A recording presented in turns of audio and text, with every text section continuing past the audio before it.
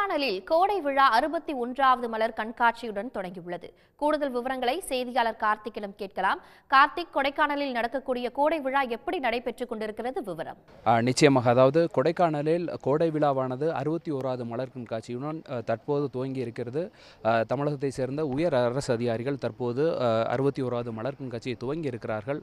குறிப்பாக கடந்த 6 மாதங்களாக நடவு செய்யப்பட்டுள்ள பல வகையான வண்ண மலர்கள் இங்கு பூத்து குலுங்குகின்றன. இதனை பார்த்து ரசிப்பதற்காக பல்வேறு இடங்களிலிருந்து சுற்றுலா பயணிகள் வருவார்கள் என்று எதிர்பார்க்கப்படுகிறது.